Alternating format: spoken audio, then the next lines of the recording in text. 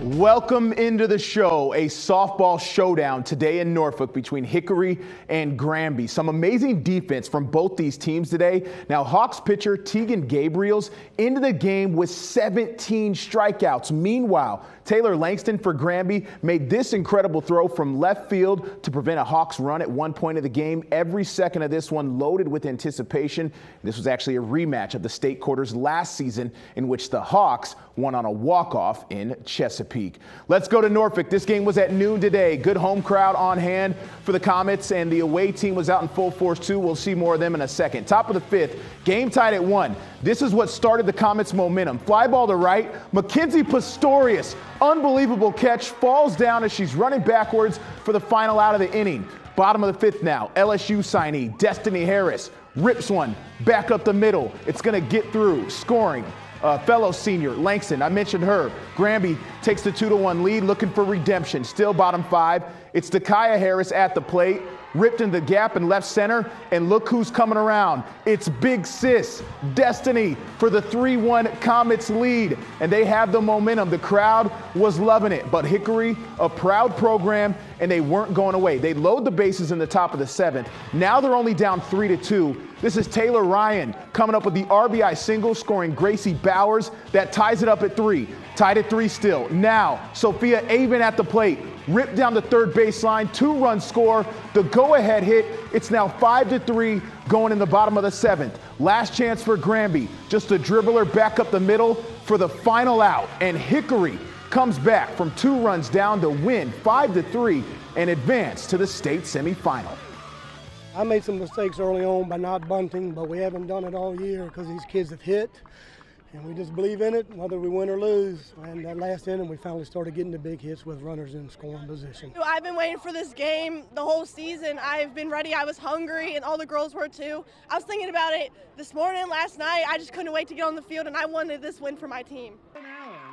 Big time there. Class 5 state quarterfinal. Kellam hosting Kecoughtan, and the home team Knights get on the board first. Ava McMichael drives in Riley McMichael. That put Kellam up 3-0. To the 4th inning now. Runner on first for Chloe Jackson.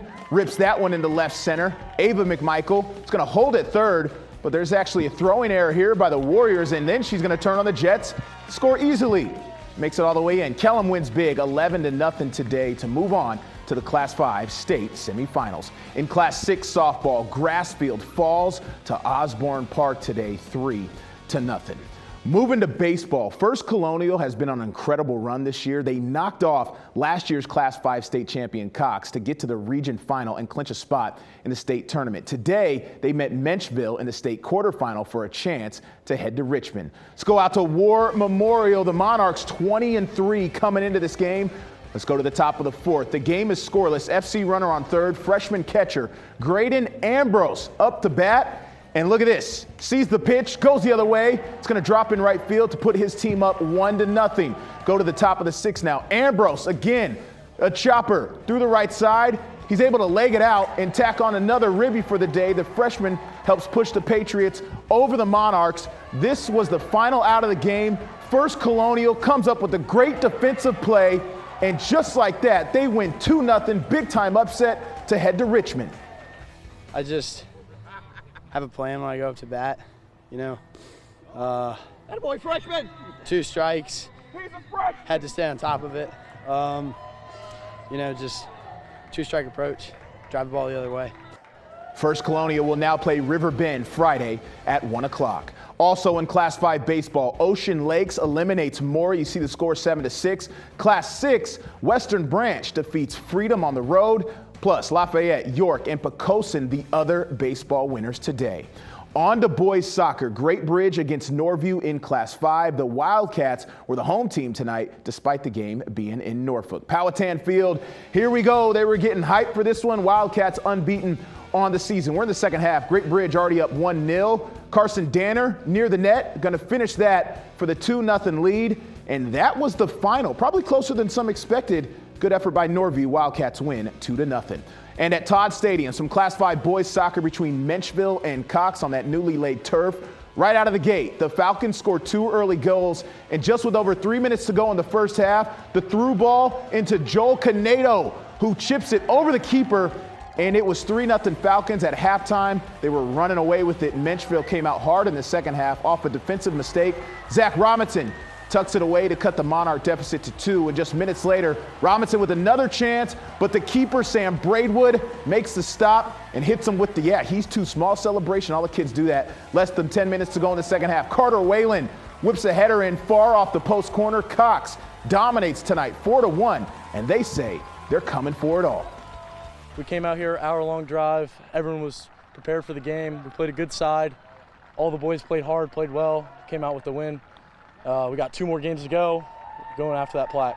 I think it's a great group, best group we've had any high school team, obviously, and I think we can make it all the way. Semifinal rematch with Riverside Friday at 1:30. Class 6 boys soccer quarters. Lansdowne loses to Garfield. Area teams that did advance in boys soccer include Warhill, Smithfield, Lafayette, Bruton, and Northampton. And in girls soccer, First Colonial, Kellam, Jamestown, Lafayette, Poquoson, Nandua, and Northampton were also winners. Changing gears, Kellam has been sponsoring boys lacrosse as a varsity sport for just 2 years. But today, the Knights in the Class 5 state semis against Patrick Henry from just outside of Roanoke. A lot of players on the Knights team have been playing together for years as part of that club group, HR Lacrosse. After falling behind 1-0 in the first quarter, Kellam comes to life in the second. They put the battery pack on. Mitchell Hall finds Jacob Leonard.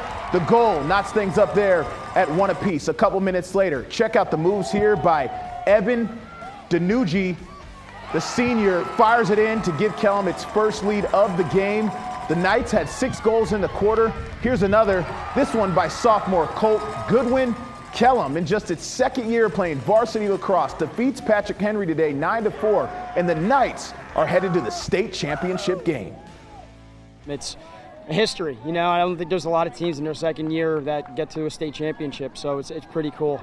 I'm excited, and it's a credit to these community, the team, you know, just an unbelievable accomplishment. And, you know, whether win or lose, it's just, this has been an unbelievable season, just movie script. Last year, first season, but this is great. Second season, going to the state championship, you know, couldn't be happier. And I'm so proud of this team. I didn't think we'd make it this far at the beginning of the season, but seeing how hard everyone works at practice and outside of practice, there's no wonder we're here.